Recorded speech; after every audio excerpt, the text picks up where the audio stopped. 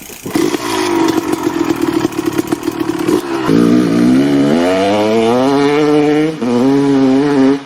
what's up everybody? Welcome back to the channel. It's Scotty, and I'm here with the flip bike, the Diamondback Recoil that I bought, well, it's been a week or so ago now. Trying to you know, make a little money on it maybe, or maybe get a friend into mountain biking on the cheap. So last week we messed with this and we put this old bottom bracket and crank and everything off of an old bike that I had. And unfortunately with this crappy derailleur, it's just, I mean, I bounce around on the curb out here and it comes derailed. So, or I guess, you know, I got a chain drop, so we obviously don't want to put that out on the trail. So I ended up getting a new crank for it. We're going to put the old bottom bracket back in the bike because I've got a square taper crank that's got a wide, narrow wide chainring on it. So we're going to put that on the bike, and also got a Air Shock. It was such a good deal I couldn't pass it up. So got that as well. We're going to get it all on this baby and see how she handles. See you in the video. Alright, I went ahead and took the bike off the stand because I always find it's easier to take the pedals off when you're on the ground. So we're going to start with those. This bike actually came with these pedals, and I'm going to keep them. They're pretty nice. They're pretty lightweight. I don't know what brand they are. Expedo. The Expedo. They're pretty good though, honestly.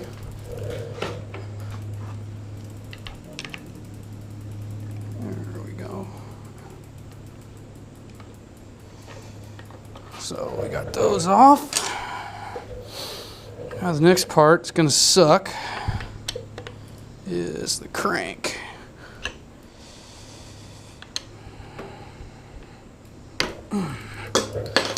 Although these are not too bad. I distinctly remember getting them off was fun.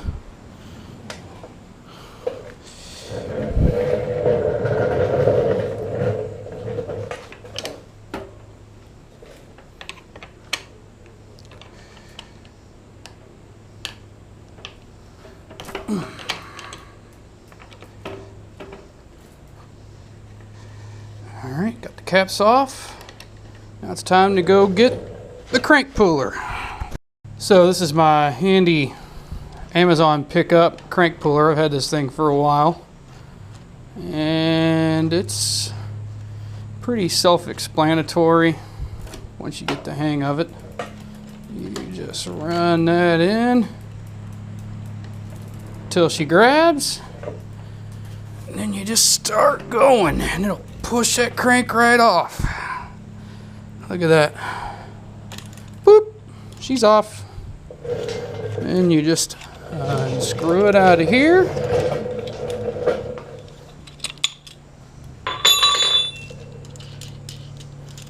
And repeat.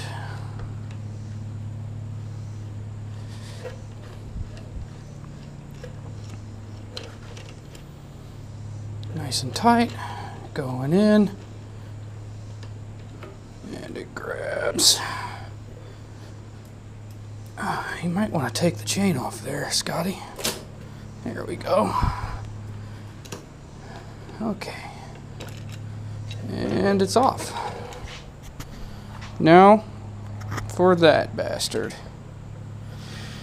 The bottom bracket. So one thing that I've found sucks about this particular bottom bracket is this thing over here. It is plastic, and you know, it's been in and out of a bike. This will be the 4th time, and the teeth are just about gone on this thing. So seems to be coming out no problem. I was really concerned, if I'm being honest, but it seems to be coming out. There's lots of grease on it. Dirty bastard, that's for sure.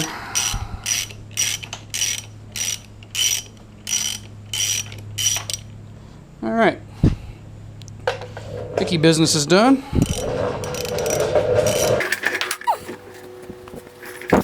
Now, on to this side.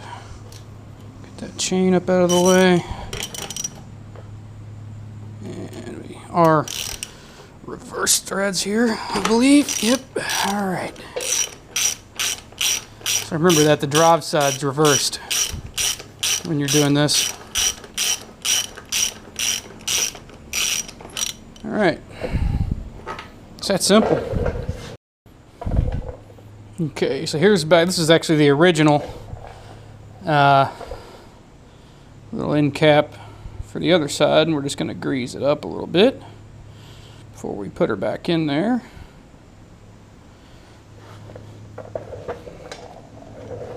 I don't even know what the hell you would call this. I'm by no means a bicycle mechanic. As you can see, this one not being made of plastic goes in super easy, almost gliding in, gliding home. And it's got excellent teeth for this thing to bite onto. I mean, that's how you want it to go right there. Probably don't want to go in too far here. Alright. Here's the other part of the original bottom bracket. Still in good shape. Everything works good. So remember, the right side is reverse thread. We're just going to grease it up just a little bit there. Not too much. I'm using some Bel-Ray waterproof grease from my motorcycle toolbox. It's good stuff. It's like the best, and one tub of this stuff will last you for a literal eternity. I think it's the best. It's what Pop used. It's what Pop uses. And it's what I will continue to use. So remember, like I said, this is reverse threaded. There she goes. Now we're biting. See if I can get this ratchet on this thing and make it a lot easier for me. Yes.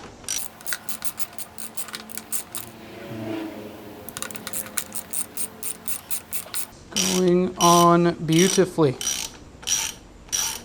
you might say. Good and tight. And it's that time of the year again. Sam Adams Oktoberfest is out, and boy is it delicious. And no, this is not a paid advertisement. It's just really good stuff.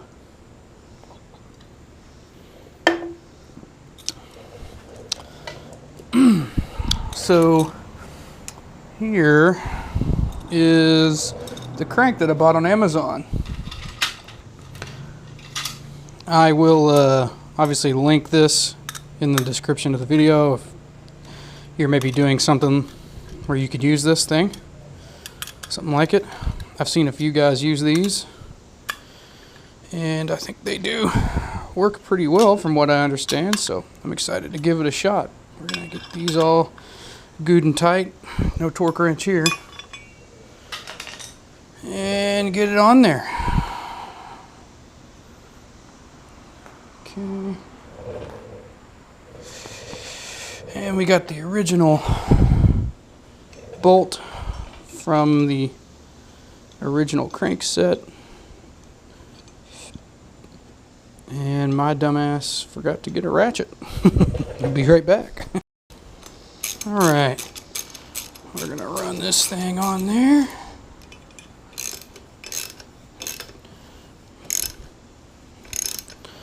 Until we get it on all the way, which I would guess is there. Seems pretty well aligned. Let's go get the other side on, shall we? Where is that bastard? Oh yeah, it's over here. So here's the here's how it comes. There's a little sneak peek at what's going on next. Cheers. If you're working on a bicycle in the shop, you gotta have beers. These things are a little heavy, not gonna lie. They are not as light as I thought they were going to be. Okay, back with everything we need. Falling over in the chair. I'm getting a real look at my messy shop here. It's hot and I do not care right now. God, it's hot. I'm ready for fall. Maybe that's why I'm drinking the Oktoberfest a little early this year. Oh yeah, alright, we're gonna run this thing on and then I guess we'll check that chain and see if that narrow wide will hold it. If not, I'm probably gonna end up getting a chain guide for the bike. I think it's probably going to need one. Yeah, everything feels good and tight there. Alright. Cool beans. Alright. Back on go the pedals.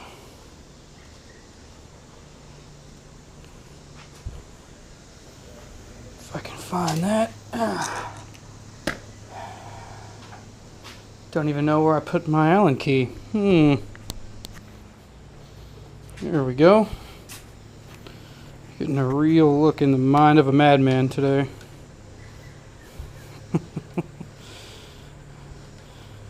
Alright. Left pedal on.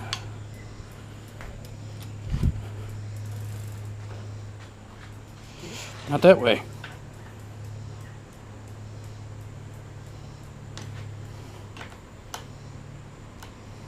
Right pedal on. Let me make sure that we are good and tight. Good and taut. There we go.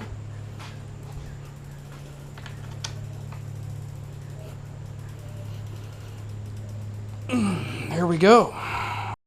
But first, drinkies. Okay, so we got the Ganiper crankset on, and I did some drop tests, and it's a little better, but the chain still wants to hop off of there.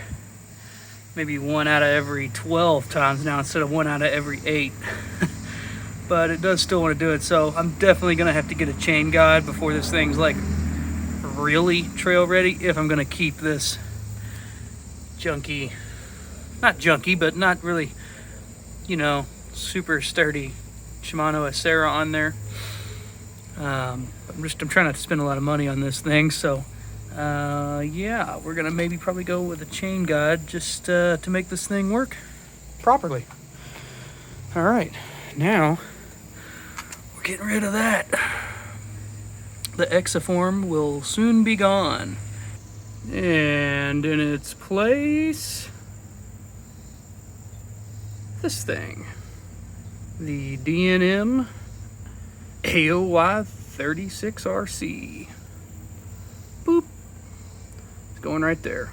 Got this thing for $55. I just was kind of looking for future plans for this thing, and I was looking at these, and I noticed there was one that was used like new for 55 bucks. I couldn't pass it up. It was like half the price, so we're gonna try this thing out. All right, time to take the old shock off. Must be on the other side here. Indeed it is. Good Lord. All right, taking the old shock off of the recoil.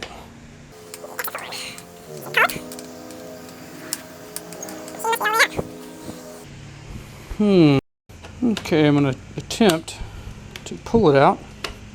That seems to be working, yes.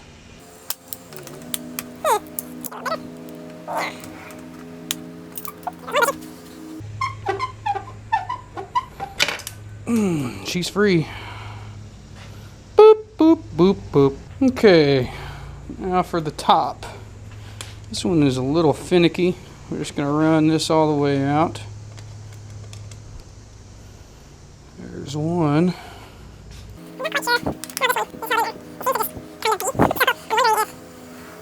I just pull it out. Oh, yeah, you literally just pull it out. Okay. Not too hard. Boop. And it's out of here. All right. Let's figure out the bushings and all that stuff for the new one. So, I have found that the easiest way to do this is just to take a rubber mallet and a little punch and just kind of work that thing out of there. Okay. Should be good to go now. Bada bing. So the old bushings out of the other shock do go right into this one, just like so. And if I can find the other one, there she is. That one goes right on there. And that is already a to go. So we'll just get the other one on and then we'll start mounting. Alright, now we're going back in. The old mounts worked, or the old bushings rather, worked perfectly.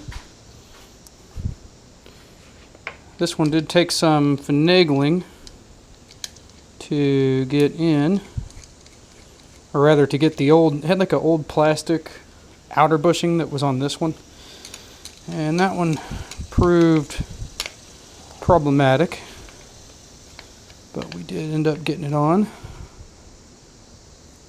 and getting it off of that one. I'm going to say right there like that. It's probably tight enough. There we go. Alright, now let's get the next one on. Okay, getting this one on was not too much fun. There's these two little bushings in there that you gotta get right into position and get them lined up where your shock's not gonna be lined up correctly, and then you're gonna be in a world of hurt. But we finally got it. Okay, the DNM is on there. I have not aired it up yet, but it looks pretty good. It was a total bitch. Those little bushings right there on either side of the main bushing were really fun to get into place. The top wasn't hard at all, but also the shock came fully locked out. For a minute I thought it was broken, but it was just fully locked out. So it's already got some air in it. I'm going to be curious to see how much I really need to put in it. But yeah, it's looking pretty good. I know it's goofy to put an air shock on before you update this garbage fork, but the fork is coming. It's just a process. That'll be probably next. All right, let's get her aired up. Okay, so we've got it aired up to the proper spec. I haven't really checked the sag yet. But one thing I'm impressed with this shock about is the dual air chambers. So you've got your positive and your negative, I think is what they call it. But it's actually really similar to my DVO in a lot of ways. Let me show you that really quick. Right over here on my Ripmo. So on this, you've got an air chamber here, and you've also got one. Let's see, where is the other air chamber? Oh yeah, I'm dumb. It's up in that cap right there, up in here. So you got two places of adjustment there, which I love this shock. That's the Topaz 3. That's their top of the line. But even on this little $100, which I only paid $55 for it, but you've got those same kind of adjustments, so that's awesome. If I end up having this thing for a little bit, I might play with that a little bit, just see what kind of different feel I get out of that. The other thing that's awesome is the amount of adjustability in the rebound there. So it's got 27 points of 27 clicks of position, and I went full to none, and it really does make a difference. I've got it set at 12 right now, 12 from slow. So with the higher air pressure in there, you don't want too much rebound. So I'll be excited to see how it feels out on the trail. It's going to be horrible with that fork, but at any rate, really impressed with the shock so far. It went on no issue really, other than those stupid bushings. And I think if you are wanting to build a budget bike, or you're wanting to just make your bike a little better and it's got a shitty coil on it, I think this might be the way to go. We'll see how it holds up.